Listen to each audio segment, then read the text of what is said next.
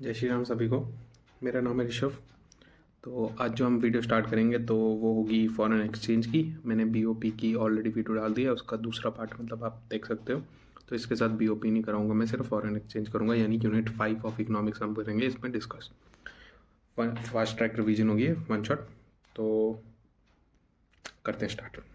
सबसे पहले exchange rate क्या होता है। फॉरेन एक्सचेंज रेट की बात करूँ मैं, फॉरेन एक्सचेंज रेट की अगर मैं बात करूँ तो foreign exchange rate simple sense में अपनी करेंसी की आप कितने पैसे दे रहे हो for one unit of other currency. अगर मैं एक यूनिट मान लूँ डॉलर लेना है मेरे को, तो मैं अपनी करेंसी में कितने रुपीज़ दूंगा तो मेरे को $1 मिलेगा, उसको हम बोलते हैं फॉरेन एक्सचेंज रेट। सपोज 85 का $1 है तो मैं कहूँगा 85 पर dollar is the exchange rate, कि 85 रुपीज़ दोगे तो $1 मिलेगा फॉरेन करेंसी का। अब ऐसी दूसरी करेंसीज में आप कर सकते हो, पाउंड, यूरो और युआन, ये सब कर सकते हो। तो यहाँ पे मैंने वो भी किया हुआ है, हाईलाइट भी किया है, तो आप इसको करोगे तो बहुत सिंपल सेंस में पता चल जाएगा। जैसे मैं पढ़ लेता हूँ। In other words, it is the price paid in domestic currency in order to get one unit of foreign currency. आप एग्जांपल देख सकते हो, ये हमारे अंबानी साहब हैं और ये डोनाल्ड टॉम है, एक बाहर का पर्सन है।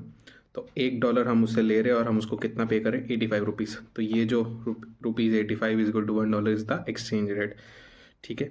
अब फॉरेन एक्सचेंज रेट दो टाइप में होते हैं। दो टाइप का मतलब क्या है कि एक है फिक्स एक्सचेंज रेट जो मूव कम करता है क्योंकि उसका नाम क्या है, फिक्स, और एक है फ्लक्चुएटिंग जो फ्लक्चुएट होता रहता है। तो पहले डिस्कस करेंगे फिक्स्ड। फिक्स्ड जनरली क्या था, हिस्टोरिकल प्राइस था या फिर ट्रेडिशनल मेथड था, क्योंकि आजकल तो फ्लक्चुएटिंग रेट चलते हैं मार्केट बेस्ड।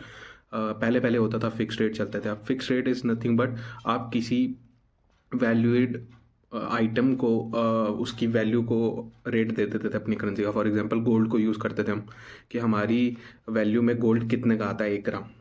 ठीक है, मान लो रुपीज़ में कितने का आता है, मान लो 1000 रुपये का 1 ग्राम आता है। तो वैसे ही दूसरी करेंसी में एक गोल्ड कितने का आता है, 1 ग्राम गोल्ड। तो हम दोनों को इक्वेट कर कर 1 ग्राम गोल्ड के बदले में कितने रुपीज़ मिलेंगे, कितने डॉलर देने पड़ेंगे, दोनों को इक्वेट करके करेंसी में एक्सचेंज करते थे। तो वही है हिस्टोरिकल मेथड। तो हिस्टोरिकल मेथड में सबसे पहला है gold standard system of exchange rate, पहला। दूसरा है ब्रिटन वुड सिस्टम या फिर एडजस्टेड पेग सिस्टम। हाँ, पेग सिस्टम, पेग का मतलब होता है आप उसको इक्वेट कर रहे हो। ठीक है। तो पहली चीज़ गोल्ड स्टैंडर्ड कहता है अकॉर्डिंग टू दिस सिस्टम, ये है 1920s में चलता था। क्या है, gold was taken as common unit of parity. Parity मतलब इक्वल। हम किसी को अगर पार वैल्यू पे लेते हैं ना, तुम अकाउंट्स में पढ़ते हो, पार। पार का मतलब क्या होता है कि एक ऐसी वैल्यू जिसमें दोनों नो प्रॉफिट या नो लॉस पे हो, या फिर इक्वल कह सकते हैं, सेम पे हो। तो कहता है कि एक ऐसा कॉमन यूनिट ऑफ पैरिटी लिया जाता था दोनों कंट्रीज़ का, जिससे वो इजीली कन्वर्ट कर सके। और वो जो होता था, वो जो यूनिट होता था, वो उस चीज़ का लिया जाता था जो इजीली सर्कुलेट हो सके पूरे वर्ल्ड के अंदर। तो जनरली गोल्ड को लिया जाता था क्योंकि gold is a precious item. ठीक है। तो each country was to define its value of currency in gold, और accordingly one value of currency gets the value of other currency. एक करेंसी की वैल्यू गोल्ड में सपोज कर लो, मैं जैसे मैंने एग्जांपल लिया, मोदी जी कहते हैं हमारे 1 ग्राम गोल्ड की वैल्यू है 100 रुपये, और जी बाइडेन जी कह रहे हैं हमारी $1 की $1 का मतलब है 1 ग्राम गोल्ड। तो अगर मेरे को $1 चाहिए, दैट मीन्स मेरे को 1 ग्राम गोल्ड देना पड़ेगा। 1 ग्राम गोल्ड की वैल्यू क्या है, 100 रुपये, और वहाँ पे 1 ग्राम गोल्ड कितने का आता है, $1 का। तो मतलब अगर मैं 100 रुपये दूंगा, मेरे को कितने डॉलर मिलेंगे, $1। ये एक इक्वेशन बनाकर हमने बता दिया कि 100 rupees is equal to $1। Okay.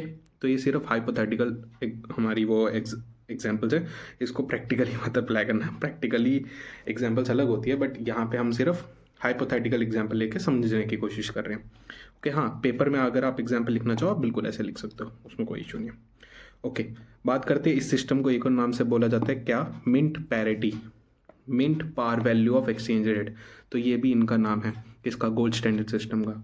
तो एग्जांपल के तौर पे सपोज कर लो क्वेश्चन आ जाए कि जी पैरिटी वैल्यू निकालो या फिर मिंट पार वैल्यू निकालो, तो कैसे निकालोगे। कहता है ₹50 is equal to 5 gram of gold. Question ने दे दिया आपको कि 5 ग्राम गोल्ड कितने का आता है, ₹50 का। तो कहता है 1 यूरो का 2 ग्राम गोल्ड आता है। तो कहता है एक्सचेंज रेट बताओ क्या है। 1 यूरो का 2 ग्राम ऑफ गोल्ड आ रहा है, राइट, और ₹50 का 5 ग्राम ऑफ गोल्ड आ रहा है। तो मैं कह सकता हूँ ₹100 का 10 ग्राम ऑफ गोल्ड आएगा। बिल्कुल, क्या किया मैंने, both side multiply by 2। Okay. और वैसे ही मैंने यूरो के अंदर कर दिया, बोथ साइड मल्टीप्लाई बाय 5। तो मैंने क्या कहा कि ये जी 10 ग्राम की वैल्यू आ गई, ये यूरो 5, मतलब यूरो 5 देना पड़ेगा तो 10 ग्राम आएगा। तो जब दोनों के 10 ग्राम्स इक्वल हो गए तो मेरे को पता था 100 रुपये में मैं कितने यूरोस ले सकता हूँ, 5 यूरोस। तो अब मैं इसको थोड़ा सा काट देता हूँ, तो मैंने काटा और मैंने कहा 1 यूरो का कितना रुपीज़ देना पड़ेगा, 20 रुपीज़, सिंपल, ठीक है ना। ये तुम कर सकते हो, इवन मैथ्स है सिंपल।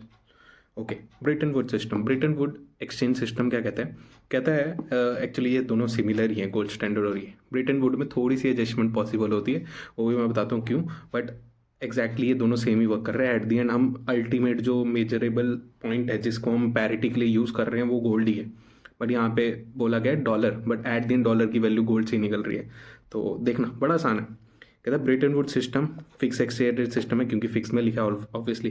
कहता है ये सम एडजस्टमेंट अलाउड करता है, ये थोड़ी सी एडजस्टमेंट अलाउ करते हैं, यानी फिक्स के बावजूद भी थोड़ी सी एडजस्टमेंट कर सकते हैं हम। कैसे कर सकते हैं, कहते हैं इसको एडजस्टेबल पेग सिस्टम भी कहते हैं, इसी वजह से, क्योंकि एडजस्ट कर सकते हैं। सबसे पहले इसके अंदर डिफरेंट करेंसीज को हम पैक करते हैं, या फिर रिलेटेड करेंसी को, किस में, यूएस डॉलर में, यानी यूएस डॉलर को मेन वैल्यू दी गई है। ओके, पहले में गोल्ड को दी जाती थी, अब यूएस डॉलर में, बट यूएस डॉलर की वैल्यू भी गोल्ड से आ रही है, देखना भी। कहता है US dollar was assigned fix value of gold. At the end gold ही तो यूज़ कर रहे हैं, बट अब यूएस डॉलर को प्रमोट करने के लिए उन्होंने कहा जी यूएस डॉलर को गोल्ड की वैल्यू दे दो, सबको यूएस डॉलर से कंपेयर कर लो ईजिली। कहता है gold continue to be ultimate unit of parity, ये मैंने तुम्हें भी बताया कि एट द एंड गोल्ड ही तो सारी जगह यूज़ हो रहा है। शट अप सीरी। तो एट दिन गोल्ड ही तो यूज़ हो रहा है। तो बट इसके अंदर अगर पेपर में लिखोगे तुम्हें ये पॉइंट मेंशन करने हैं कि जो पेग सिस्टम में यूज़ हो रहा है वो है dollar, but ultimate unit of parity क्या है, गोल्ड, क्योंकि हम गोल्ड की वैल्यू असाइन कर रहे हैं। You have to write these 4 points. मान लो एग्जाम्पल के तौर पे मोदी जी कह रहे हैं कि 100 रुपये का $1 है, मैंने क्या लिखी है एग्जाम्पल, हाँ 100 रुपये का $1 मैंने अपनी वैल्यू डॉलर में निकाल ली। ऐसे पुतिन जी कह रहे हैं कि जी पुतिन करेंसी का रशियन करेंसी का $1 आता है, तो एट दी एंड 100 रुपीज़ का कितने रशियन करेंसी आ जाएगी, वो तो बता दिया। तो अब एट दी एंड $1 की वैल्यू कितनी दे दी इसने, 10 ग्राम, यानी कि अगर मैं 100 रुपये का 10 ग्राम ऑफ गोल्ड ले सकता हूँ, वैसे रशियन करेंसी में मैं 2 यूनिट ऑफ रशियन करेंसी से कितना ग्राम ऑफ गोल्ड ले सकता हूँ, 10 ग्राम of gold. At the and gold को ही अल्टीमेट पैरिटी के लिए यूज़ करा जा रहा है, बट डॉलर जस्ट एक लगा लो दिखाने के लिए, ठीक है, मतलब दिखाने के कुछ हो रहा है हाथी के दान और अंदर कुछ हो रहा है। तो ब्रिटन वुड और उसमें ज़्यादा फर्क नहीं है। Eight the end gold is the ultimate unit of parity, but इसमें बोला जाएगा डॉलर, ठीक है। हमने डॉलर को असाइन कर दी गोल्ड की वैल्यू, और हमने कहा जी रुपीज़ में इतने डॉलर आ जाएगा और रशियन करेंसी में इतने डॉलर आ जाएगा, तो हमने एक इक्वेशन बना दी, 100 rupees is equal to 2 Russian currency. Fix exchange rate है। कहता है value of one currency in terms of US dollar is ultimately mean the value of currency in gold. ये मैंने तुम्हें बोला, क्योंकि गोल्ड ही तो सारी करेंसी की वैल्यू कर रहा है। अब मेरिट क्या है फिक्स एक्सचेंज रेट के, कुछ मेरिट्स है फिक्स एक्सचेंज रेट के। क्या है, मार्केट स्टेबल रहती है, या जब एक्सचेंज रेट हिलेगा नहीं मार्केट स्टेबल रहेगी। अगर आप एक्सपोर्ट कर रहे हो और आपका जो एक्सचेंज रेट है वो स्टेबल है, तो आप फ्रीली कर सकते हो ना। आप सोचोगे नहीं कि यार कल को रेट गिर जाएगा, कल को रेट बढ़ जाएगा, तब क्या होगा, पैसा फंस गया, फिर ये वो। बट इसमें क्या है, आपका फिक्स एक्सचेंज रेट है, आप जितने में माल बेचोगे आपको उतना ही पैसा रिसीव होगा, रिस्क कम हो जाएगा मार्केट स्टेबिलिटी के कारण। तो fix exchange rate system ensure stability in international money market by eliminating day to day fluctuations, right. जैसे मैं तुम्हें एग्जांपल के तौर पर बताता हूँ कैसे मार्केट फ्लक्चुएट करता है। सपोज कर लो आज रेट था 50 रुपीज़ और मैंने इस पर एक्सपोर्ट मार दिया, 50 रुपीज़ के हिसाब से $1 मिलता था। मान लो मैंने $100 का सामान बेचा था, तो मेरे को 50 रुपीज़ के हिसाब से 5000 रुपीज़ मिलने थे। बट अगले दिन सपोज कर लो $51 हो गए, तो मुझे 5100 मिलेंगे, बट ये तो अच्छे सेंस में। बट अगर 49 हो जाता तो मेरे को कितना मिलता, 49,000 क्या बोला मैंने, 50 into 100 ना, हाँ ठीक है 4900, करेक्शन। तो मेरे को लॉस होने का चांस भी और प्रॉफिट होने का भी, मगर हमें डर किसका होता है, लॉस का ही ना।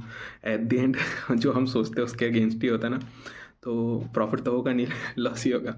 तो इसलिए मैं कहता हूँ कि जब ऐसी कोई सिचुएशन होती है तो इसमें फिक्स्ड अगर मार्केट में एक्सचेंज रेट चल रहा है, दैट मीन्स आप 50 पे एक्सपोर्ट करोगे तो आपको 50 ही मिलेंगे, तो मार्केट स्टेबल है, आपको लॉस होने के चांस नहीं है।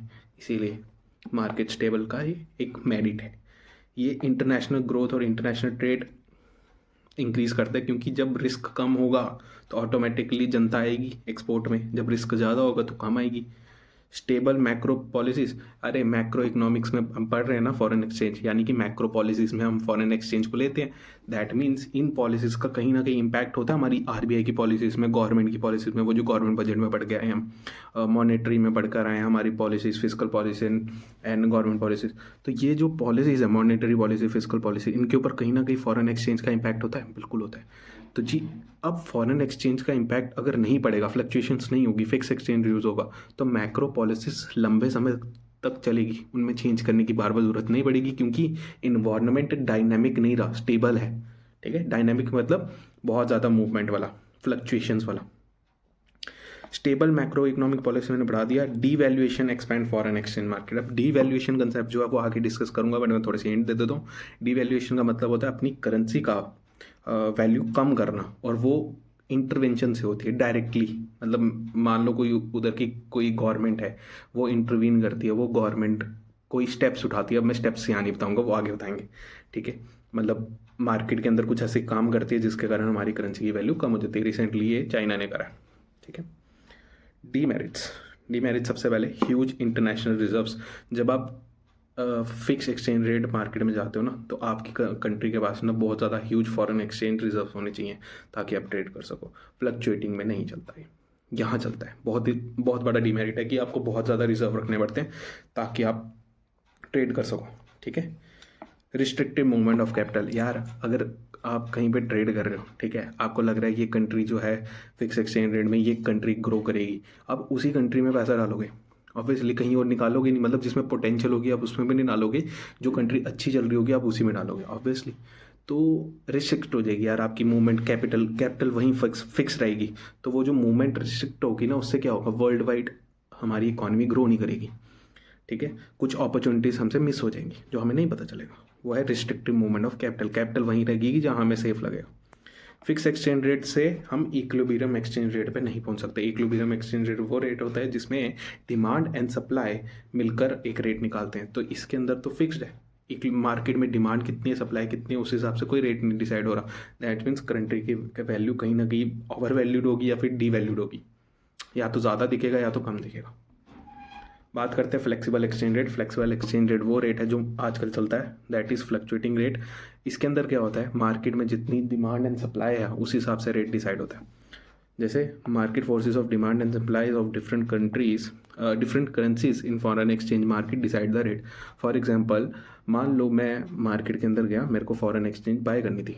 मान लो मैंने कोई लोन लेना था, लोन ली पे करना था, तो इसलिए मेरे को फॉरेन करेंसी चाहिए थी, यूएस डॉलर सपोज कर लो मेरे को चाहिए था। तो जब मैं मार्केट में खरीदने जाऊंगा, दैट मीन्स मैं डिमांड कर रहा हूँ। अब मार्केट में कोई बेचने भी आ रहा होगा, सपोज कर लो किसी ने लोन देना है यूएस डॉलर में, तो वो सप्लाई करेगा उस करेंसी दूसरी कंट्री में देने के लिए। तो जब वो यूएस डॉलर देगा, दैट मीन सप्लाई। जब मैं लूँगा उसको बोलेंगे डिमांड। जहाँ पे ये डिमांड एंड सप्लाई मीट करेगा उसको हम कहते हैं फॉरेन एक्सचेंज रेट। किसमें, फ्लेक्सिबल में। ठीक है, तो एट द एंड इसके अंदर हमारे फंक्शंस क्या है, जो फॉरेन एक्सचेंज रेट है आर इसके अंदर फ्लेक्सिबल के अंदर, तो मैं कह सकता हूँ it is a function of demand and supply. दो चीज़ें इसको इफेक्ट कर रही है, डिमांड एंड सप्लाई। अब मैं तुम्हें सही बोलूँ, डिमांड एंड सप्लाई जो तुम 11th में पढ़ रहे हो ना, वही एग्जैक्टली पढ़कर आए हो, सॉरी, तो वही एग्जैक्टली इधर वर्क करेगा। मैं तुम्हें बताऊंगा, एग्रीगेट डिमांड भी पढ़ के आ रहे हो, बिल्कुल वैसे ही वर्क करेगा। मैं तुम्हें बताऊंगा, बहुत ईजी हो जाएगा। कहता है the demand for foreign currency in the international market को बोलते हैं MT, supply in foreign currency in international market को बोलता है सप्लाई। ठीक है, अब सप्लाई जनरली यूएस डॉलर कौन करेगा, यूएसए। तो डिमांड कौन करेगा, बाकी कंट्रीज। तो वैसे चलता रहेगा प्रोसेस कि हम सप्लाई कर रहे हैं। जैसे यार आप इकॉनमी के अंदर रुपीज़ सप्लाई करते हो और पब्लिक डिमांड करती है कि जी हमें रुपीज़ चाहिए, राइट। वैसे ही फॉरेन एक्सचेंज में भी हम कर रहे हैं ऐसा, क्योंकि एक्सपोर्ट इंपोर्ट हो रहा है, कैपिटल ट्रांसफर्स हो रही हैं, फॉरेन इन्वेस्टमेंट्स हो रही है, एनआरआई इंडिया में पैसा ला रहे हैं, ऐसे डिफरेंट कंट्रीज़ में पैसा जा रहा है। तो इन सब चीज़ों के लिए क्या चाहिए तुम्हें, फॉरेन एक्सचेंज, राइट। आगे चलते हैं, एक सेकेंड, चलो कंटिन्यू करते हैं। हम कहाँ पे थे, अच्छा मैं ये समझा रहा था तुम्हें, सप्लाई एंड डिमांड। ठीक है, अब कंटिन्यू करते हैं आगे, क्योंकि डिमांड एंड सप्लाई आगे भी आ जाएगा। कहता है द एक्सचेंज रेट, जो फ्लेक्सिबल एक्सचेंज रेट है उसको हम एक और नाम से जाते हैं equilibrium exchange rate. Obviously market की डिमांड एंड सप्लाई मीट करेगी तो इक्विलिब्रियम आएगा। मैं पीछे डिस्कस कर चुका हूँ। और पार रेट ऑफ एक्सचेंज भी कहते हैं, क्योंकि यही एक्चुअल रेट है, क्योंकि इसमें demand and supply determines the rate. Market की फोर्स बताएगी कि जी आपकी एक्सचेंज रेट कितनी होगी। तभी देखते हो जब प्राइस फ्लक्चुएट करता है, प्राइस क्या फ्लक्चुएट करता है, रेट ऑफ एक्सचेंज फ्लक्चुएट करता है रुपीज़ एंड डॉलर का, क्योंकि export and import affects the exchange rate. या मान लो पैसा जो बाहर कंट्री से आ रहा है या यहाँ कंट्री से जा रहा है, हमारी कंट्री से या बाहर से आ रहा है, वो अफेक्ट करता है एक्सचेंज रेट को। यही है फ्लेक्सिबल एक्सचेंज रेट। अच्छा, मेरिट की बात करें भाई, जब फ्लेक्सिबल एक्सचेंज रेट फॉलो करते हैं उसके अंदर हमें रिजर्व रखने की कोई ज़रूरत नहीं पड़ती। यानी वो जो ह्यूज रिजर्व था ना, उसका ऑपोजिट हो गया, यहाँ रिजर्व रखने की नहीं ज़रूरत है। इंटरनेशनल मूवमेंट ऑफ कैपिटल, अब जब फ्लेक्सिबल एक्सचेंज रेट होगा तो आप इजीली मूवमेंट, कैपिटल की मूवमेंट करा सकोगे, क्योंकि आप सिर्फ उस कंट्री में नहीं जाओगे जिसकी वैल्यू बहुत ज़्यादा है, आप उन कंट्रीज़ में भी जाओगे जिनकी वैल्यू कम है, ताकि उनको ग्रो करके उनका एक्सचेंज रेट अच्छा कर कर आप पैसा कमा सको। फॉर एग्जांपल, आप किसी कंट्री के अंदर गए, आपने पैसा लगाया, अगर वो कंट्री ग्रो करेगी, उसका एक्सचेंज रेट अच्छा होगा, तो आप जब वहाँ पे पैसा लगाओगे आपका पैसा ग्रो करेगा, सस्ते में मिल गई ना आपको उसकी करेंसी। आप ऐसा समझो, आज वो डिवैल्यूएशन रेट पे, मतलब कम रेट पे, डिवैल्यूएशन नहीं कहूँगा मैं, कम रेट पर, सस्ते रेट पे जब आप उसकी करेंसी बाय करोगे तो आपको बल्क क्वांटिटी मिलेगी, आप उधर जाके इन्वेस्टमेंट कर पाओगे। जब आप इन्वेस्टमेंट करोगे, उसको ग्रो करवाओगे, तो आपका पैसा ज़्यादा होगा, तो उस कंट्री में आपको वैल्यू मिलेगी। इसलिए international money movement of capital आसान हो जाएगी। वेंचर कैपिटल, अरे जब आप वेंचर इसकी बात करोगे, वेंचर कैपिटल की, तो आप उन कंट्रीज़ में भी घुस पाओगे जो ऊपर वाला पॉइंट ही आ गया, सेम, ठीक है। Trading in currencies, even it will become easilier. और इवन ये जो वेंचर कैपिटलिस्ट वाला पॉइंट है, इसके अंदर तुम ये भी पॉइंट कर सकते हो कि it will act as a business. Suppose कर लो तुम एक ट्रेडर हो और तुम फॉरेन करेंसी में ट्रेड करते हो, कि आपको पता है यार ये करेंसी की वैल्यू बढ़ने वाली है, तो आप उसको बाय कर लोगे और फ्यूचर में उसको सेल कर दोगे। तो हाँ, ये भी एक काइंड ऑफ बिजनेस बन सकता है आपके लिए। जनरली ये बिजनेस नहीं होता, बट कुछ बहुत जिनके पास पैसा होता है, बहुत हाई नेटवर्थ इंडिविजुअल्स होते हैं, वो ये यूज़ करते हैं एज अ टूल ताकि पैसा बन सके। इवन स्टॉक मार्केट के अंदर आप देखते हो ऑप्शन एंड फ्यूचर्स, उसमें से एक ये भी होता है। तो आप फॉरेन करेंसी में डील करते हो और उसके अंदर पैसा जनरेट करते हो। जनरली इसके अंदर हैजिंग यूज़ होती है, बट लोग हैजिंग की तरह नहीं लेते, हैजिंग आगे पढ़ेंगे हम क्या होता है, प्रोटेक्शन होती है, तो वो यूज़ नहीं करते लोग, उसकी जगह ट्रेड कर देते हैं। तो हाँ, नेट सेटलमेंट करते हो, उसमें पैसा प्रॉफिट बन जाता है या फिर लॉस हो जाता है। हाँ, जनरली लॉस ही होता है, तो वो तुम सुनते रहते हो कि ऑप्शन एंड उसमें कितना लॉस होता है फ्यूचर्स में। तो बट हाँ, एज अ बिजनेस भी अपॉर्चुनिटी होती है कि अगर आपको पता है, आपको डिटर्मिनेशन है उसमें कि यार ये जाएगा ऊपर, तो आप उसको बाय कर लो, या कोई नीचे आने वाला तो आप उसको सेल कर दो, फिर बाय कर दो। हाँ, देयर इज़ अ अपॉर्चुनिटी। तो ये भी बढ़ेगा कब, जब फ्लेक्सिबल एक्सचेंज रेट होगा, क्योंकि मूवमेंट आएगी तभी तुम बाय सेल कर पाओगे।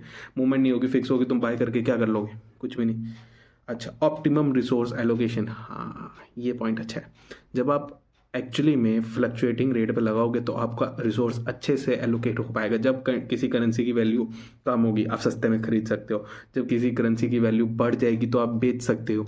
बड़ा अच्छा पॉइंट है ये, रिसोर्स एलोकेशन हो जाएगा इंटरनेशनली। डीमेरिट की बात करें, जो उसके मेरिट्स है वो यहाँ की डीमेरिट, सिंपल, ठीक है। और क्या था, जैसे कि सब पहला डीमेरिट, चलो मैं डिस्कस कर ही देता हूँ। मार्केट स्टेबल थी, यहाँ पे क्या होगी, नहीं होगी, फ्लक्चुएशन, राइट। और क्या पॉइंट थे, और भी बताता हूँ, रुक जाओ।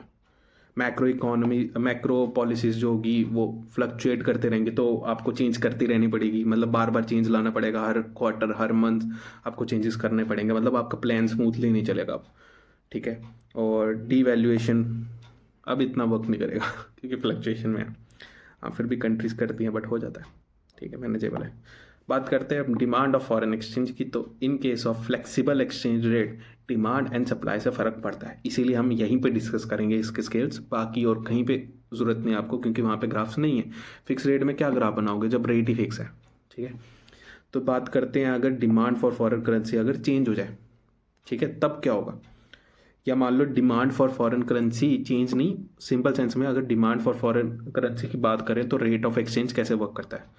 सिंपल सेंस में जैसे कॉमोडिटी होती है ना, वैसे ही समझना कि ये जो डॉलर है या जिसको भी आप बाय कर रहे हो वो एक कॉमोडिटी है। सस्ते दाम में ज़्यादा खरीदोगे, महंगे दाम में कम खरीदोगे, यही फॉर्मूला रखना है, बस सिंपल सी चीज़ है। अब एक रेट चल रहा है 70 रुपये पर डॉलर, और एक चल रहा है 50 रुपये डॉलर, तो तुम किस पे खरीदोगे? 50 रुपये पर डॉलर है, सस्ते पे मिलेगा। आप जब $2 खरीदोगे आपको पड़ेगा 100 रुपये का, 70 रुपये डॉलर के हिसाब से खरीदोगे 140 का पड़ेगा। सस्ता कहाँ है जब रेट कम होगा। तो वही सेम चीज़, अदर थिंग्स रिमेनिंग कांस्टेंट, क्योंकि अदर फैक्टर्स भी होते हैं, सप्लाई फैक्टर भी होता है, बड़े फैक्टर्स होते हैं। तो मैं कहता हूँ कि जी अगर डिमांड की बात करूँ तो ये दोनों इन्वर्सली रिलेटेड है। इन्वर्सली पहले भी पढ़ा था हमने डिमांड चैप्टर के अंदर कि जी इन्वर्सली रिलेटेड होता है प्राइस एंड डिमांड। तो वैसे कि हाँ, अगर प्राइस कम होगा तो डिमांड ज़्यादा करेंगे, प्राइस ज़्यादा होगा तो डिमांड कम करेंगे, बस वही डायग्राम इधर यूज़ होगी। देखो डिमांड डायग्राम कहता है अगर प्राइस है 70 पर डॉलर तो आप डिमांड कर रहे हो इतनी और क्वांटिटी कर रहे हो Q0, प्राइस कर रहे हो P0, ठीक है। प्राइस P0 है और हम क्वांटिटी डिमांड कर रहे हैं Q0। अब एक्सचेंज रेट गिरकर हो गया 50 रुपये पर डॉलर, जिसको हम P1 कह रहे हैं प्राइस। जब ये कर रहे हैं क्वांटिटी अपने आप इंक्रीज करेगी तो हम कहेंगे Q1, इसलिए हमारा जो स्लोप बनेगा वो क्या बनेगा? डाउनवर्ड स्लोपिंग या नेगेटिवली स्लोप, इसी को हम नेगेटिवली या इन्वर्सली स्लोप भी कहते हैं। तो जी डाउनवर्ड स्लोप बन गया, यानी डिमांड का कर्व कैसे होता है? जैसा नॉर्मल होता था, डाउनवर्ड स्लोपिंग, नेगेटिवली स्लोप। तो कह सकते हैं there is a inverse relationship between rate of exchange and demand. Okay, supply की बात करें, अगर डिमांड का इन्वर्सली है तो सप्लाई का कैसा होगा? ऑब्वियसली पॉजिटिव, यानी कि जहाँ पे डिमांड जाएगा वैसे प्राइस जाएगा। सपोज कर लो मार्केट के अंदर डिमांड जो वो है प्राइस है वो ज़्यादा है, तो जो कंट्री सप्लाई कर रही है वो ज़्यादा सप्लाई करेगी, रेट ऑफ एक्सचेंज ज़्यादा है, क्योंकि जब कम होगा रेट ऑफ एक्सचेंज तो कम सप्लाई करेगी। यानी कि other things remaining constant there is a positive relationship between rate of exchange and foreign currency. यहाँ जो सप्लाई की बात कर रहे हैं वो अपनी करेंसी की बात कर रहे हैं, पॉइंट ऑफ व्यू है होम करेंसी का, डोमेस्टिक करेंसी का। याद रखना, कंफ्यूज मत करना, क्योंकि पेपर तुम दूसरी थिंकिंग से सोचोगे सामने वाले की तो गलत हो जाएगा, ठीक है। अपनी थिंकिंग में सोचना कि तुम होम करेंसी की बात कर रहे हो, अगर रेट ऑफ एक्सचेंज मेरी करेंसी का कम है तो मैं कम सप्लाई करूंगा, रेट ऑफ करेंसी का ज़्यादा है तो मैं ज़्यादा सप्लाई करूंगा। Same goes with demand, rate of exchange कम है तो मैं ज़्यादा बाय करूंगा, ज़्यादा डिमांड करूंगा, रेट ऑफ एक्सचेंज ज़्यादा है तो कम डिमांड करूंगा। पॉइंट ऑफ व्यू अपनी करेंसी का रखना, ठीक है। ओके, तो रेट ऑफ एक्सचेंज अगर 70 है तो मैं सप्लाई कर रहा हूँ Q0, 90 हो गया तो मैं कर रहा हूँ Q1, यानी कि ज़्यादा कर रहा हूँ। अपवर्ड मूवमेंट कह सकता हूँ, पॉजिटिव स्लोप या upward sloping, there is a positive relation, ठीक है, between exchange rate and supply of forex. आगे चलते हैं, इक्विलिब्रियम। इक्विलिब्रियम कब आएगा? जहाँ डिमांड एंड सप्लाई मीट करता है। अभी हमने पढ़ा डिमांड क्या होता है, नेगेटिवली स्लोप्ड, और सप्लाई क्या होता है, पॉजिटिवली स्लोप्ड। तो जी ये सप्लाई कर्व, ये नीचे वाला डिमांड कर्व, जब आप इन दोनों को मीट कराओगे, ये जो पॉइंट है this is equilibrium point E1, ठीक है। मैं तुम्हें बता देता हूँ, मैंने इस डायग्राम के अंदर इक्विलिब्रियम के साथ साथ एक अदर केसेस भी डिस्कस किए, तो ध्यान से पढ़ना। मैंने कहा original demand curve is D and original supply curve is S, जिसमें से हमारा क्या निकल रहा है, Q1 या फिर E1 कह सकते हो आप, पॉइंट ऑफ इक्विलिब्रियम, ठीक है। पॉइंट ऑफ इक्विलिब्रियम पे जो भी प्राइस होता है उसको हम बोलते हैं इक्विलिब्रियम प्राइस, और जहाँ क्वांटिटी होती है, मतलब जो सप्लाइड और डिमांडेड क्वांटिटी होती है उसको हम बोलते हैं क्वांटिटी सप्लाइड या डिमांडेड, ठीक है। Demand for forex and supply intersect at point E1, E1 is the equilibrium, ठीक है। OR is the equilibrium rate of exchange and OQ is the equilibrium quantity of supply and demand. Okay, suppose कर लो अगर rate बढ़ गया, यानी कि rate पहुंच गया R2 पे, तो क्या होगा? जब रेट बढ़ता है डिमांड क्या होती है, कम, सप्लाई क्या होती है, बढ़ जाती है। तो देखो ना, ये डिमांड है, जब रेट यहाँ पे इंटरसेक्ट करा, डिमांड कितनी होगी, घट के Q1 से कितनी होगी, Q2, एंड सप्लाई बढ़कर, सप्लाई इंटरसेक्ट कराओ, देखो सप्लाई बढ़ के कितना पहुंच गया, Q3, यानी कि डिमांड कम होगी, सप्लाई बढ़ गई। वही ऊपर जो रिलेशन पड़ा था सेम। अब मार्केट अपना जलवा दिखाएगी, जब डिमांड कम होती है सप्लाई ज़्यादा होती है, तो मार्केट के अंदर सप्लाई ज़्यादा होगी, डिमांड कम होगी, तो ये जो डिफरेंस है उसको कवर करने के लिए मार्केट इक्विलिब्रियम में आएगा। इक्विलिब्रियम में मतलब रेट ऑफ एक्सचेंज अगर गिरने लगेगा, तुम सप्लाई कम कर दोगे तो धीरे धीरे नीचे आएगा। जब रेट ऑफ एक्सचेंज कम होगा तो सप्लाई क्या होगी, धीरे धीरे बढ़ेगी। तो ये जी ग्राफ देखो, जब रेट ऑफ एक्सचेंज हमारा सप्लाई ज़्यादा होगी और डिमांड हमारी कम होगी, तब क्या होगा कि जी रेट ऑफ एक्सचेंज धीरे धीरे नीचे आएगा। जब नीचे आएगा तो सप्लाई फॉल होने स्टार्ट होगी, जिसको हम कॉन्ट्रैक्ट बोलते हैं, और जो डिमांड है वो एक्सटेंड करना स्टार्ट करेगी। वर्ड आगे याद, एक्सटेंशन एंड कंट्रैक्शन। चलो आगे चलते हैं।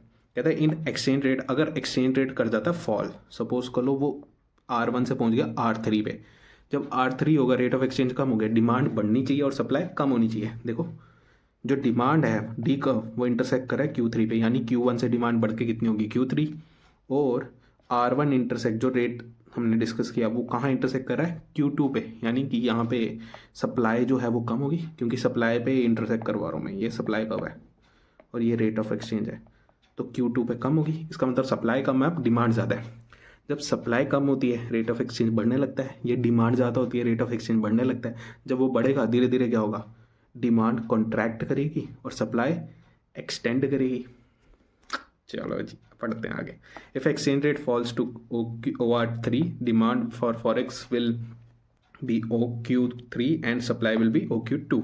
Hence there is a excess demand in forex market or demand is greater than supply, बिल्कुल, by Q2 Q3, यानी ये जो डिफरेंस है Q2 Q3, इससे क्या है, सप्लाई कम है डिमांड से, या फिर demand is greater than supply.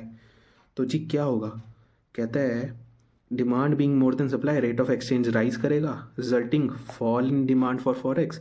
And ये फॉल कब तक आएगा, जब तक इक्विलिब्रियम ना अटेन हो जाए। और दूसरे सेंस में सप्लाई क्या होगी, बढ़ने लगेगी, और तब तक बढ़ेगी जब तक इक्विलिब्रियम यानी E1 ना अटेन हो जाए। बहुत सिंपल कर दिया भाई। इम्पैक्ट ऑन इक्विलिब्रियम समझ आ रहा है ना यार? लाइक शेयर कर दो यार प्लीज़, और सब्सक्राइब कर दो चैनल को। Impact on equilibrium rate for changes. अगर कोई भी चेंज आता है, मान लो डिमांड बढ़ती है, डिमांड कम होती है, सप्लाई बढ़ती है, सप्लाई कम होती है, तो उसके कारण जो रेट ऑफ एक्सचेंज में फ़र्क आएगा वो बताना है। ठीक है, स्ट्रेट फॉरवर्ड क्वेश्चन पूछेगा, explain the effect of rise in demand on foreign exchange rate, explain the effect या discuss the effect of decrease in supply on foreign exchange rate. Straightforward question आएगा, या फिर कहेगा explain the changes of demand on rate of exchange, यानी changes में मतलब increase decrease दोनों बताना है तुमको। तो ऐसे क्वेश्चन पूछ सकता है। तो कहता है अगर इंक्रीज इन डिमांड हो जाए तब क्या होगा, यानी मेरा ओरिजिनल कर्व था D, अब कौन सा कर्व हो गया, D1।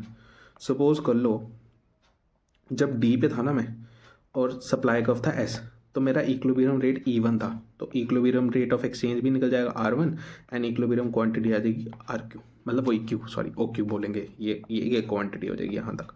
ठीक है, अब सपोज कर लो डिमांड बढ़ गई। जब डिमांड बढ़ती है रेट ऑफ एक्सचेंज क्या करता है, बढ़ता है, और क्वांटिटी भी बढ़ेगी क्योंकि डिमांड बढ़ी है, यानी कि डिमांड वाला कर्व क्या होगा, शिफ्ट करेगा। इस शिफ्ट को क्या बोलते हैं, राइटवर्ड शिफ्ट।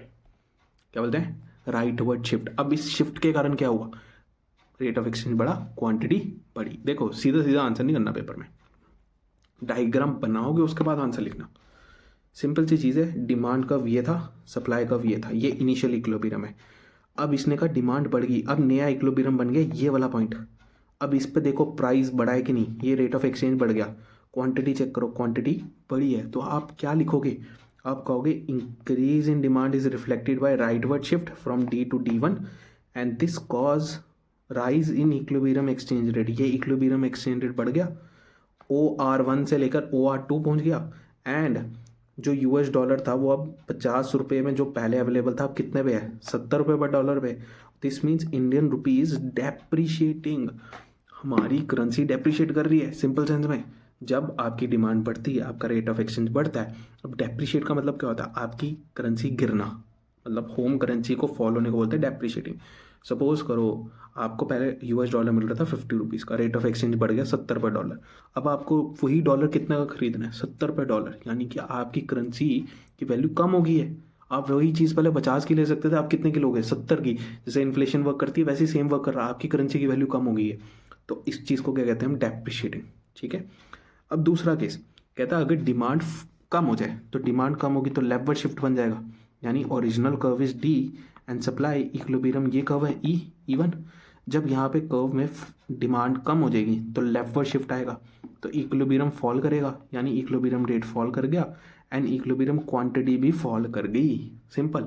अब इक्विलिब्रियम क्वांटिटी अगर फॉल कर गई और इक्विलिब्रियम रेट फॉल कर गई, यानी कि 50 रुपये का डॉलर अब कितने का मिल रहा है, 30 रुपये का डॉलर, यानी सस्ता मिल रहा है, तो आपकी करेंसी एप्रिशिएट करिए। आपको ये नहीं बोलना है कि मुझे वो सस्ता मिल रहा है, आप कहोगे आपकी करेंसी की वैल्यू बढ़ गई है, आप अब उसको सस्ते में ले पा रहे हो। ठीक है, तो जी this means that the Indian rupees is appreciating, that is less rupees are required to be paid to buy US dollar. Simple. अगर किसी को लग रहा है कि ये थोड़ा हैवी हो गया, रिपीट कर लो भाई, वीडियो रिपीट कर लो, ज़्यादा लंबी नहीं हुई है, रिपीट कर लो, कोई इशू नहीं है, ठीक है। हाँ वैसे भी तुम स्पीड पे देख रहे होगे तुम्हें लगेगा कि हैवी हो गया, बट ठीक है, 2-3 बार देखोगे, गो थ्रू करोगे, वापस आ जाएगा। बहुत ईजी है यार ये, मैं तुम्हें सही बोल रहा हूँ, रीड करना पड़ेगा। और अगर किसी को नोट्स चाहिए DM करो मेरे को। DM कहाँ करोगे, ये नंबर दिख रहा है तुम्हें, ये पीछे नंबर दिख रहा है, आई गेस अगर दिख रहा है तो कर लेना यहाँ पे DM, नहीं तो ये नंबर लिख लो 53038668, ठीक है। चलते हैं। हाँ मैं इंस्टाग्राम वगैरह पे एक्टिव नहीं रहता हूँ, इसलिए कोई मेरी प्रोफाइल ढूंढ कर वहाँ मैसेज मत कर देना, क्योंकि मैं एक्टिव नहीं हूँ वहाँ पे। व्हाट्सएप पे एक्टिव हूँ, उसी पे करो। हाँ बस नंबर भाई फ्रॉड नहीं करवा देना कुछ नंबर पे, ठीक है। वैसे भी इस नंबर पे कुछ नहीं है। Impact on equilibrium exchange rate changes in supply. अब बात करेंगे सप्लाई में चेंज आने से क्या फ़र्क होगा। मान लो सप्लाई बढ़ गई, सप्लाई यानी अपवर्ड स्लोपिंग कर्व, बढ़ गई यानी राइटवर्ड शिफ्ट। ये सप्लाई थी इनिशियल, ये डिमांड थी इनिशियल, सप्लाई बढ़ गई, अब कहाँ पहुँच गई S2 पे, ठीक है। अब देखो इक्विलिब्रियम एक्सचेंज रेट हमारा फॉल कर गया सप्लाई बढ़ने से, और क्वांटिटी सप्लाई बढ़ गई, देख रहे हो दोनों चीज़ों में। तो कहोगे जी increase in supply is reflected by rightward shift, इसके कारण क्या हुआ, रेट ऑफ एक्सचेंज फॉल कर गया और क्वांटिटी क्या हुई, बढ़ गई। और एक चीज़ और, 50 रुपये पर डॉलर से अब कहाँ पहुँच गया, 30 रुपये डॉलर, यानी कि सस्ता, आपकी करेंसी सस्ती। देखो यानी कि US डॉलर अब मुझे 50 रुपये की जगह 30 रुपये में मिल रहा है। This means that the Indian rupees is appreciating, less rupees are to be paid for US dollar, हमें कम पैसा देना पड़ रहा है। बट प्लीज़ ध्यान देना, हम यहाँ सप्लाई एंड डिमांड किसकी करेंसी की बात कर रहे हैं, US डॉलर। मैं बताना ही भूल गया, जब मैं डिमांड एंड सप्लाई कर रहा हूँ मैं उस कॉमोडिटी की कर रहा हूँ, मैं अपनी करेंसी की नहीं कर रहा, उस कॉमोडिटी, वो कॉमोडिटी क्या है, US डॉलर। कंफ्यूज मत होना, US डॉलर को एज ए कॉमोडिटी ट्रीट करो आप। उस कॉमोडिटी को, वैसे मैंने शायद बताया तुम्हें कॉमोडिटी ट्रीट करना है, बाय द वे छोड़ो, कॉमोडिटी को ट्रीट करो as a demand and supply के लिए। कॉमोडिटी मान लो US डॉलर है, आप उसको खरीद रहे हो, बेच रहे हो। अब मैं कह रहा हूँ उसकी सप्लाई मार्केट में बढ़ गई, जब उसकी सप्लाई मार्केट में बढ़ी, वो सस्ता हो गया, रेट ऑफ एक्सचेंज फॉल कर गया, आपकी करेंसी एप्रिशिएट कर गई, सिंपल। मान लो उसकी सप्लाई कम हो गई मार्केट में, जैसे प्याज के साथ नहीं होता, आलू के साथ नहीं होता, आलू नहीं होता, वैसे टमाटर के साथ होता है। मार्केट के अंदर सप्लाई कम होती है, रेट ऐसे बढ़ जाते हैं भाई, डबल ट्रिपल। तो वैसे ही होगा अगर सप्लाई कम हो जाएगी। तो मान लो इनिशियल सप्लाई कर्व था हमारा S, और नया सप्लाई कर्व है S1। इसमें मैंने कंटेंट नहीं लिखे, होमवर्क दिया। हाँ स्टूडेंट को होमवर्क भी देना चाहिए भाई। S और D, सप्लाई कर्व हमारा फॉल कर गया यानी लेफ्टवर्ड शिफ्ट, तो आप देखोगे रेट ऑफ एक्सचेंज बढ़ गया है और क्वांटिटी सप्लाइड भी कम हो गई है। दैट मीन जब क्वांटिटी सप्लाई कम होती है, रेट ऑफ एक्सचेंज बढ़ जाता है। जब रेट ऑफ एक्सचेंज बढ़ेगा तो मेरी करेंसी क्या हुई, डेप्रिशिएट। क्यों जी, 50 रुपीज़ पे था, अब कितना हो गया, 70 रुपये डॉलर, यानी कि अब मैं महंगा खरीदूंगा उसको, सामान महंगा हो गया है, तो जी हमारी करेंसी डेप्रिशिएट करेगी, वैल्यू कम हो जाएगी। अब डिफरेंस क्या है जी डेप्रिशिएट और एप्रिसिएशन का, सिंपल सा डिफरेंस है। एप्रिसिएशन मतलब fall in value of exchange rate, ध्यान से समझना। कॉमोडिटी की वैल्यू फॉल करेगी, उसको कहते हैं हम एप्रिसिएशन हुई मेरी करेंसी की, ठीक है। It is a situation of fall in exchange rate. अगर डेप्रिसिएशन की बात करूँ तो सामने वाली की जो वैल्यू है वो बढ़ गई है, ठीक है। The situation of rise in exchange rate को बोलूँगा मैं डेप्रिसिएशन, यानी उसकी वैल्यू बढ़ी, मैं अपने आप को कहूँगा जी मेरी तो डेप्रिसिएशन हुई है भाई। कहेंगे less rupees are needed to be by $1, appreciate होगी तो हमें कम पैसा चाहिए। अगर डेप्रिसिएशन हुई तो मेरे को मोर पैसा, ज़्यादा पैसा चाहिए होगा उसी चीज़ को बाय करने के लिए। कॉज क्या है भाई इसका, एप्रिसिएशन का। अब एप्रिसिएशन का कॉज सिंपल है, मार्केट में सप्लाई बढ़ जाए उस कमोडिटी की, या मार्केट में उस कमोडिटी की डिमांड कम हो जाए, डिक्रीज इन डिमांड और इंक्रीज इन सप्लाई। ऑपोजिट ले लो, increase in demand and decrease in supply, ऐसे क्या होगा, हमारी करेंसी डेप्रिशिएट कर जाएगी, ठीक है। अच्छा, एक्सचेंज रेट 50 to 40 हो गया एप्रिशिएट, 50 to 60 हो गया डेप्रिशिएट।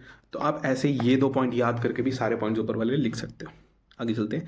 हाँ मैंने डीवैल्यूएशन पहले तो मैं डिस्कस किया था, बट यहाँ पे मैंने एक्सप्लेन करा डीवैल्यूएशन एक्चुअली में है क्या। कहता है डीवैल्यूएशन एक डोमेस्टिक करेंसी का मतलब क्या होता है, कहता है fall in the value of the domestic currency. अब फॉल तो डेप्रिशिएट में भी हो रहा था, डीवैल्यूएशन में एक्स्ट्रा क्या है वो समझना है। Due to intervention of the government, बस इस पर फोकस करना, इंटरवेंशन ऑफ द गवर्नमेंट पे। यानी कि आपकी करेंसी की वैल्यू गिर रही है, but not due to market forces की demand and supply, due to government intervention. तो आप उसको क्या बोलोगे? डीवैल्यूएशन। क्वेश्चन के अंदर एमसीक्यू आ सकता है, वो क्वेश्चन के अंदर नहीं, पेपर के अंदर। क्या कर रहा है ऋषभ?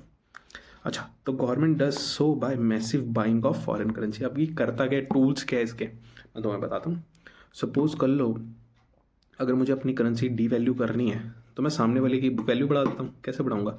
उसकी डिमांड ज़्यादा कर देता हूँ। समझ रहे हो पॉइंट? मतलब आप सामने वाले प्रोडक्ट को बाय करना स्टार्ट करो। जैसे शेयर्स में होता है ना, आप किसी चीज़ की डिमांड बढ़ाते हो प्राइस बढ़ जाता है, बस वैसे ही आप किसी चीज़ की डिमांड ज़्यादा कर दो तो उसका प्राइस बढ़ने लगेगा। तो आपकी करेंसी यानी होम करेंसी, उसकी वैल्यू कम हो जाएगी। उसका प्राइस बढ़ रहा है सामने वाले प्रोडक्ट का, आपका प्राइस वही है, तो आपका प्राइस तो गिर गया ना उसके कंपैरिजन में। तो आपकी करेंसी क्या हो जाएगी? D value. पहला टूल, सामने वाले की डिमांड बढ़ा दो, प्रोडक्ट की डिमांड बढ़ा दो, यानी यूएस डॉलर या फिर कोई भी करेंसी जो भी एक्स करेंसी के साथ आप एक्सचेंज करना चाहते हो उसकी डिमांड बढ़ा दो। दूसरा, it raises the demand for foreign leading to devaluation. दूसरा, मैसिव सेलिंग कर दो अपनी प्रोडक्ट की, यानी अपनी करेंसी की मैसिव सेलिंग कर दो। कहते हैं ना, बचपन में एक ख्याल आता था यार, गरीबी हटानी है तो जी अपने करेंसी नोट क्यों नहीं प्रिंट करते, छापते जाते हैं यार। हाँ, एक करेंसी है वियतनाम नाम की, चेक करना उस पर, ठीक है, गूगल करना। उसकी करेंसी इतनी कम है ना, रीज़न बीइंग कि उसने प्रिंट करे नोट्स उसने वो एक्चुअली करा जो हम सोचते थे, प्रिंट करते थे नोट्स। और नोट्स की वैल्यू तुम सोचो कि उस करेंसी में नोट शायद लाख रुपए का नोट भी है, मैंने देखा कहीं पे। बोल पे टैची भर के जाना पड़ता है यार ब्रेड लेने। अब कैसी किस्मत है ब्रो। तो तुम सोचो अगर करेंसी नोट ज़्यादा प्रिंट कर देंगे, मार्केट के अंदर सप्लाई बढ़ गई, उसकी वैल्यू क्या होगी? फॉल कर जाएगी। सेम चीज़ मैंने कहा, मार्केट में अपनी करेंसी को सप्लाई बढ़ा दो तो क्या होगा? उसकी वैल्यू कम होगी, यानी आपकी करेंसी डीवैल्यू हो जाएगी, सामने वाली की करेंसी एप्रिशिएट कर जाएगी। Massive selling of domestic currency in foreign exchange, this will increase the supply of domestic currency leading to devaluation of the domestic currency। इसको बोलते हैं डिवैल्यूएशन। रिवैल्यूएशन का मतलब क्या है? अपनी करेंसी की वैल्यू बढ़ा दो। कैसे? गवर्नमेंट इंटरवेंशन से, ऑपोजिट ऑफ डिवैल्यूएशन। अब कैसे बढ़ाओगे? जो ऊपर करा उसको ऑपोजिट करो। मार्केट में अपनी करेंसी को हमने सप्लाई बढ़ाई थी ना, अब सप्लाई कम कर दो, रोक दो सप्लाई। जब मार्केट के अंदर सप्लाई कम होगी, आपकी करेंसी की वैल्यू अप्रिशिएट करने लगेगी, क्योंकि मार्केट के अंदर डिमांड तो है ही है, मांगेगे तो सही, तो वैल्यू क्या होगी? बढ़ने लगेगी। दूसरा, सामने वाली करेंसी की सप्लाई बढ़ा दो यार मतलब उसका प्रोडक्ट जो बिक रहा है, मान लो यूएस डॉलर, आपके पास रिजर्व में पड़ा होगा, रिजर्व उठा के मार्केट के अंदर डाल दो, बढ़ा दो सप्लाई जितनी बढ़ा सकते हो। उससे क्या होगा? उसकी करेंसी की वैल्यू कम हो जाएगी, तो आपकी तो बढ़ गई ना, आपका मोटिव पूरा हो गया। तो इसको कहते हैं गवर्नमेंट इंटरवेंशन से जो भी होता है रिवैल्यूएशन या डिवैल्यूएशन होता है। यानी आप ह्यूज सेलिंग कर दो फॉरेन एक्सचेंज मार्केट में फॉरेन करेंसी की, या अपनी करेंसी की सप्लाई रिड्यूस कर दो, तो दोनों तरीक़ों से आपकी करेंसी रिवैल्यूएशन कर जाएगी, रीवैल्यू कर जाएगी, यानी अपवर्ड वैल्यू कर जाएगी। अब बात करते हैं फॉरेन एक्सचेंज के कंपोनेंट क्या है, यानी डिमांड फॉर फॉरेन एक्सचेंज के कंपोनेंट। आप कहाँ कहाँ से डिमांड, मतलब क्यों डिमांड करते हो, रीज़न बीइंग डिमांड क्यों कर रहे हो? सबसे पहले लोन रिपे करने के। मान लो मैंने लोन लिया Abu Dhabi India private limited, एक मैंने इंडिया फर्म में खोली है कंपनी, उसने यूएस से लोन लिया, ठीक है। जब उसने यूएस से लोन लिया, वो डॉलर में लिया होगा, तो जब रीपे करेगा तब उसको डॉलर में करना पड़ेगा। तो डॉलर की क्या करेगा? डिमांड। तो यूएस डॉलर रिक्वायर होगा रीपेमेंट के टाइम पे, तो पहला component repayment of the loan, उसके लिए उसको डिमांड करनी पड़ेगी। मतलब क्वेश्चन का प्रोग्राम कि component of demand of foreign exchange क्या, मतलब आप फॉरेन एक्सचेंज डिमांड क्यों कर रहे हो? सिंपल सेंस में, लोन रीपे करने के लिए फॉरेन करेंसी में अगर कोई लिया है, फॉरेन में इन्वेस्टमेंट करने के लिए। मान लो मेरे को यहाँ से कोई फ्लैट लेना है, कहाँ पे लेना है? दुबई में। Investment of opening of store in foreign country, जैसे कि मान लो दुबई में, तो दिरहम चाहिए। तो जी स्निच हमारी एक इंडिया की नई फेमस कंपनी स्टार्ट हो रही है, मतलब स्टार्ट हो रही नहीं है, हो गई है, तो कपड़ों का ब्रांड फैशन। तो जी अगर इसको फॉरेन में कोई स्टोर खोलना है तो करेंसी तो चाहिए ना, दिरहम। तो जी वहाँ, या फॉर एग्जांपल ये तो स्टोर में आप फॉरेन एक्सचेंज पढ़ रहे हो, तो तुम्हें FDI एंड FII का कंसेप्ट तो पता होना चाहिए, फॉरेन पोर्टफोलियो या फिर फॉरेन इन्वेस्टमेंट। क्या बोला मैंने? FII फॉरेन, बोल गया, foreign portfolio investment, foreign domestic investment, foreign, याद रह गया, कहाँ गया भाई? पेमेंट, बैलेंस ऑफ पेमेंट, कहाँ गया? बेसिक चीज़ होती है, पता नहीं क्यों भूल जाता हूँ, रोज देखता हूँ। FII फॉरेन, ओह यार याद आ गया, छोड़ो, देखना क्या, फॉरेन इंस्टीट्यूशनल इन्वेस्टमेंट। दिमाग तोड़ता है भाई, मगर कभी कभी यार हो जाता है यार, दिमाग से निकल जाता है। अरे यार फिर कॉल कर रहा है, तूने ख़राब करनी है वीडियो, कसम खाई हुई है। फॉरेन एक्सचेंज, फॉरेन इन्वेस्टमेंट, चलो यार उठा ही लेते हैं, वेट, चलो करते हैं स्टार्ट। जी इंपोर्ट्स, इसको क्या हो गया, हाँ ठीक है। इंपोर्ट्स की बात करें, जब मैं इंपोर्ट करता हूँ मेरे को बाहर पेमेंट करनी पड़ती है, उसके लिए भी मुझे क्या चाहिए, पैसा। सपोज कर लो मैंने गुड्स परचेज करे फॉरेन से, ये हॉकी मॉकी एक वेबसाइट है जहाँ से स्केट्स वगैरह ऑर्डर कर सकते हो आप, इनलाइन स्केट्स, या फिर आप आइस स्केटिंग करते हो तो हाँ ठीक है, मेरा पर्सनल था इसलिए मैंने लिख दिया ठीक है। परचेज ऑफ गुड्स, तो आप उसकी जो पेमेंट करोगे वो किस में करोगे, foreign exchange rate, foreign currency के अंदर, एक्सचेंज रेट में थोड़ी करते हैं, फॉरेन करेंसी में। तो इम्पोर्ट जब आप करते हो तब भी आपको पेमेंट करनी पड़ती है, यानी आप क्या डिमांड करोगे, फॉरेन करेंसी को। ये मैंने पॉइंटर्स लिखे और उनको एग्जाम्पल में डाल दिए, तो आपको जस्ट इसको स्टेटमेंट में कन्वर्ट करना है, ठीक है। कर सकते हो, आई गेस 12th में आ गए हो यार, ठीक है। हाँ ये बड़ा फेमस है जम जम, तुम्हें पता ना, जाके यूट्यूब पे सर्च करना। हाँ वो मेरी फेमस नहीं कर रहा, बट मैं उसको प्रमोट कर सकता हूँ। Direct purchases from abroad, details आती है यार उसकी। तो एक पर्सन है एक्स, वो फॉरेन विजिट करता है, मैंने लिखा डायरेक्ट परचेज, ऊपर वगैरह हमने इंपोर्ट्स, अब कह रहा हूँ डायरेक्ट परचेज। मान लो मैं जाता हूँ फॉरेन, एक्स पर्सन मैं फॉरेन जाता हूँ, वहाँ से जाकर परचेज कराता हूँ, तो मेरे को वो जो परचेज करनी है किस करेंसी में करनी पड़ेगी, उसकी करेंसी में। तो जी तब भी तो मैं foreign exchange, foreign currency demand करूँगा डायरेक्ट करेंसी में जब खरीदूँगा, ठीक है। अगर मैं ग्रांट या डोनेट कर रहा हूँ उस कंट्री को, तो मैं किस कंट्री में करूँगा, अपनी रुपीज़ में थोड़ी करूँगा यार, उस कंट्री में ऑब्वियसली। तो जी डोनेशन। पेमेंट ऑफ इनकम, अगर मैं कोई फॉरेन में कोई पर्सन को हायर करता हूँ तो उसको पेमेंट किस में करूँगा, यूएस डॉलर में। स्पेकुलेटिव ट्रेडिंग, हाँ अगर मैं किसी और कंट्री में ट्रेड कर रहा हूँ, मतलब किसी और स्टॉक एक्सचेंज में, जैसे हम यहाँ से बैठे नैस्डैक में सेल कर सकते हैं, बाय कर सकते हैं, तो वो जो ट्रेड हो रहा है नैस्डैक में वो यूएस डॉलर में होगा, तो उस कंट्री, उस ट्रेडिंग के लिए भी मुझे क्या चाहिए होगा, फॉरेन एक्सचेंज डिमांड करूँगा। अच्छा जी, सप्लाई कहाँ कहाँ से होती है, सोर्सेज क्या हैं, loans from rest of the world, अगर आप लोन लेते हो तो सप्लाई बढ़ेगी फॉरेन एक्सचेंज रेट की, फॉरेन करेंसी की। तो जी लोन लोगे तो क्या होगा, it is a source of foreign currency. Investment आएगी फॉरेन से, अब्रॉड से, तो वो क्या है, it is also a source, foreign direct investment या फॉरेन पोर्टफोलियो या इंस्टीट्यूशनल इन्वेस्टमेंट। पोर्टफोलियो और इंस्टीट्यूशन सेम होती है, फॉरेन पोर्टफोलियो और इंस्टीट्यूशन का मतलब होता है शेयर्स में इन्वेस्टमेंट, डायरेक्ट का मतलब आप स्टोर खोलते हो आकर एक, ठीक है। मान लो नेस्ले इंडिया में इन्वेस्टमेंट करी नेस्ले स्विस ने, तो हम इसको क्या कहेंगे, इन्वेस्टमेंट फ्रॉम अब्रॉड। तो यहाँ से भी डॉलर आएगा। एक्सपोर्ट की बात करते हैं, तो जब आप एक्सपोर्ट करते हो तो फॉरेन एक्सचेंज से पेमेंट आएगी फॉरेन करेंसी की, तो वो क्या होगा, सोर्स ऑफ डॉलर। मैं डॉलर जनरली बोलता हूँ क्योंकि हम जो एक्सचेंज रेट करते हैं वो ज़्यादा डॉलर में ही होता है, तो इसलिए डॉलर डॉलर बोल रहा हूँ, समझ लेना फॉरेन करेंसी की बात कर रहा हूँ मैं। डायरेक्ट परचेज करोगे, अगर कोई फॉरेनर इंडिया में आता है और यहाँ से आके कुछ लेकर जा रहा है, तो वो किस कंट्री में लेगा, करेंसी में लेगा, रुपीज़ में। तो करेंसी लेने के लिए उसको जो पेमेंट करनी पड़ेगी वो तो डॉलर करेगा ना। मान लो हमारे जो मनी चेंजर्स होते हैं, या कह लो वो मनी चेंजर्स उनको बोलते हैं, जो शॉप्स होती है जिनमें आप करेंसी एक्सचेंज कर सकते हो, ठीक है। तो आप उनको जो पैसे दोगे डॉलर्स में और रुपीज़ लोगे, वो क्या है, source of dollar. Factor receipt, India में बैठे कोई बंदा बाहर सर्विस दे रहा है तो उसको जो पेमेंट आएगी डॉलर के अंदर, that is receipt of foreign currency. Remittances same, NRI यहाँ पे पैसा भेजता है, रेमिटेंस, डोनेशन नहीं कर रहे हो, अपनी फैमिली को पैसा भेज रहे हैं, इनकम भी नहीं है, वो रेमिटेंस है, वन साइडेड पेमेंट्स है। अब वो जो पेमेंट आएगी उसको क्या बोलेंगे, source of foreign currency. Donations आएंगी जो बाहर से, उसको भी source of foreign currency. Actually में ऑपोजिट है डिमांड का, जहाँ से डिमांड, जहाँ पेमेंट कर रहे हो जिस चीज़ के लिए, उसी से रिसीट आएगी, तो उसको क्या बोलेंगे, फॉरेन एक्सचेंज करेंसी की सप्लाई आना, या सोर्स क्या है उसका। Manage floating exchange rate, floating exchange rate बड़ा फ्लेक्सिबल। अब उसको मैनेज, यानी उसको अगर रेगुलेट कर रहा है कोई, कोई बीच में इंटरवीन कर रहा है, तो हम उसको क्या बोलते हैं, manage floating exchange. Manage floating rate system is the floating exchange rate in which occasional intervention of the central bank, central bank बीच में इंटरवीन करता है ओकेजनली। इसी चीज़ को एक और नाम से बोला जाता है dirty floating, MCQ, dirty floating. Manage floating exchange rate, flexible exchange rate generally नहीं बोला जाता, फ्लोटिंग एक्सचेंज जो मैनेज होता है उसको बोला जाता है डर्टी फ्लोटिंग, ठीक है। Central bank excise its influence, वो अपना इन्फ्लुएंस दिखाता है मार्केट पे। अगर रेट अनफेवरेबल हो गया तो वो मार्केट में ऐसे टूल्स डालेगा जिसके कारण रेट फेवरेबल हो जाएगा। जैसे अभी चल रहा है अनफेवरेबल, काफ़ी रेट बढ़ रहा है, हमारी वैल्यू काफ़ी कम हो रही है रुपीज़ की, पहुंच गई है 90 तक, आई गेस 88 पहुंच गई है शायद। तो उसको ठीक करने के लिए वो मैनेज करता है। तो कहते हैं सेल और परचेज ऑफ फॉरेन करेंसी करेगा ताकि मैनेज कर सके तो जी अब आएगा foreign exchange, last foreign exchange market.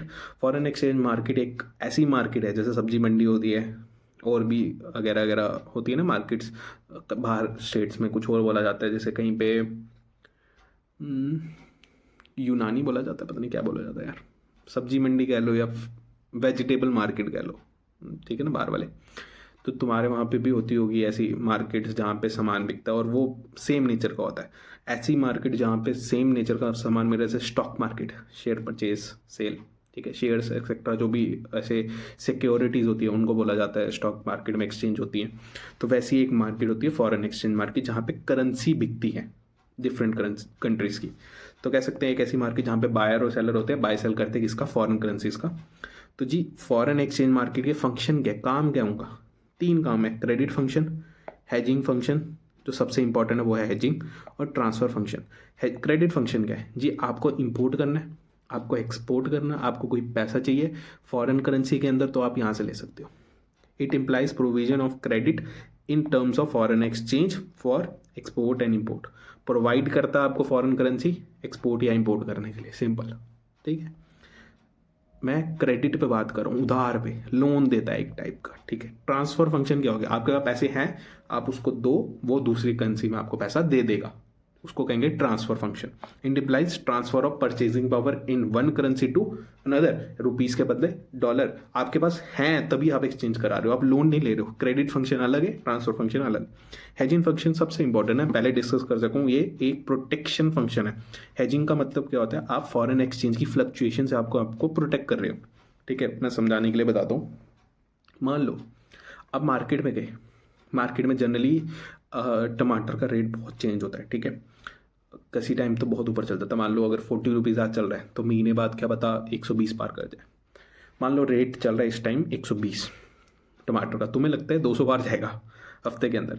तुम आज गए दुकानदार से डील करना है, तुमने दुकानदार को बोला कि यार मैं ना तेरे से 130 रुपये में टमाटर खरीदूंगा, आज 120 है, मेरे पास आज पैसे नहीं है, मैं तेरे से 130 रुपये में टमाटर खरीदूंगा हफ्ते के बाद। दुकानदार ने सोचा यार 120 130 उसको थोड़ा ठीक लगा, उसने कहा चल यार 130 नहीं 140 पे डील करते हैं, 140 में मैं तेरे को हफ्ते बाद टमाटर बेचूंगा, मान लो 1000 kgs, ठीक है। तो अब उसने डील पक्की कर दी 140 के ऊपर। अब मार्केट में रेट अगर उस दिन पे 200 चल रहा होगा तो वो मेरे को कितने में देगा, 140 में, तो उसका लॉस। अगर रेट चल रहा होगा 100 तो मैं खरीदूंगा 140 पे, 100 पे नहीं खरीद सकता, मैं 140 पे खरीदूंगा, तो मेरा लॉस हुआ 40 की। बट मेरे को एक चीज़ बताओ कि मेंटल पीस मिला। आज आप अगर आप मार्केट में हफ्ते बाद जाते 200 रुपये पे देखते तो आपको चुभता कि यार 200 रुपये, यार पहले ही पता था मुझे बढ़ने वाला है, ठीक है, तो आपको चुभता। बट आज अगर आपने 140 पे डील डन कर दी है फ्यूचर के लिए, तो आपको इतना तो पता चल गया आपकी जेब से 140 ही जाएगा, सेटिस्फेक्शन होगी ना आज कि 140 जाएगा। Eight the and hedging loss के लिए ही है, बट वो सेफ्टी प्रोवाइड करता है कि अगर इससे ज़्यादा आप एक्सपेक्ट कर रहे हो लॉस का, इससे ज़्यादा तो नहीं होगा, होगा लॉस बट इससे ज़्यादा तो नहीं होगा। बट अगर रेट सही में अच्छा हो गया उस टाइम पे तो आप तो प्रॉफिट कर गए, आप तो बचा कर गए 140 पे खरीद के। बट अगर रेट गिर गया तो आप तो पहले से आपको पता था ना कि रेट बढ़ने वाला, आपने अपनी दिमाग लगा के बोला कि जी सेटिस्फेक्शन ले ली कि यार 140 से ऊपर नहीं जाएगा। अब रेट कम हो गया, उसमें आपकी क्या गलती, वो तो फ्लक्चुएशन पे। तो हाँ, अगर बढ़ गया तो आपका फायदा, कम हो गया तो आपका नुकसान। बट आपको पहले ही पता था कि आपकी जेब से 140 जाना है, दैट मीन्स आपको खुद सेल्फ सेटिस्फेक्शन थी कि यार हाँ इतना ही देना पड़ेगा। इसको बोलते हैं hedging function. It implies protection of the person from the risk of variation in foreign exchange rate, and exchange rate is locked for the future transaction. हमने एक लॉक कर दिया फ्यूचर ट्रांजेक्शन के लिए, दैट इज 140 रुपीज़, ठीक है। अब operation क्या, फॉरेन एक्सचेंज मार्केट का काम क्या करता है, फंक्शन समझ लिए। अब काम कैसे करता है, कहता है 2 मार्केट है इसमें, एक फ्यूचर मार्केट, एक करंट मार्केट। करंट मार्केट को स्पॉट मार्केट कहा जाता है। स्पॉट मार्केट वो मार्केट जिसके अंदर आज का रेट हो, स्पॉट रेट, आज का रेट, करंट मार्केट का रेट। फ्यूचर मार्केट वो मार्केट जिसमें फ्यूचर का रेट हो 1 महीने बाद, 2 महीने बाद, 3 महीने बाद। कहता है it refers to foreign exchange market which handles only spot transaction. आज में डील होने वाली ट्रांजेक्शन्स, स्पॉट ट्रांजेक्शन्स को एंटर करता है। करेक्टरिस्टिक क्या है, spot market is daily nature क्योंकि it does not deal in future. Future में कुछ नहीं, आज के आज लेना लो। The rate of spot market is spot rate, यानी आज का रेट, और ये it prevails at a time of transaction is incurred. जैसे कि आज मैं अभी हम लेने जा रहा हूँ डॉलर, तो वो जो रेट होगा उसको स्पॉट रेट बोलेंगे। ये हेजिंग अलाउ नहीं करता, क्योंकि हेजिंग फ्यूचर के लिए है, आज के लिए थोड़ी है।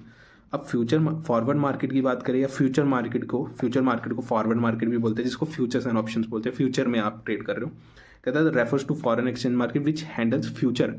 अब कैश मार्केट पता है आपको, cash market kind of spot market. Cash market वो मार्केट जिसमें आज ही पैसा देके खरीदते हो, स्टॉक्स में बोला जाता है कैश मार्केट और future. Cash market, spot market, आज के रेट में अगर आप अदानी लेने जाओ या रिलायंस का शेयर ले लो, तो वो जो प्राइस है that is spot rate. Future में मार्केट में जो आप फ्यूचर्स एंड ऑप्शंस में लेते हो उसको फ्यूचर रेट कहा जाता है। कहता है करेक्टरिस्टिक क्या, it only caters future transactions. और ये जो रेट है वो डिटरमाइन होता है फॉरवर्ड ट्रांजेक्शन का, जिसमें वो पूरा होगा। और इसमें हैजिंग अलाउ होती है, मैंने तुम्हें बताया, और हैजिंग मैं ऑलरेडी समझा चुका हूँ। तो जी यहाँ पे हमारा चैप्टर खत्म हो गया है। बैलेंस ऑफ पेमेंट बचा इसका सेकंड पार्ट। ये जो क्वेश्चन है ये ऑलरेडी मैं ऊपर डिस्कस कर चुका हूँ, बस मैंने क्वेश्चन लिखा है, आप पढ़ सकते हो यहाँ पे स्टॉप करके, ठीक है। तो अब बात करें बैलेंस ऑफ पेमेंट की, वो ऑलरेडी अपलोडेड है, आप वो जाकर देख लो। और like, share and subscribe the channel. Bye.